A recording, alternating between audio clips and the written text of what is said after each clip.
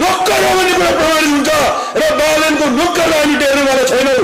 त्यो हत्याको मुख्य पात्र विदेशी दल बालेन शाह हो, त्यसको मुख्य पात्र सुदन गुरुङ हो। केही उडनठेरा केटाहरूले अघिल्लो 11 गते डिस्कभरबाट एउटा आह्वान गरे।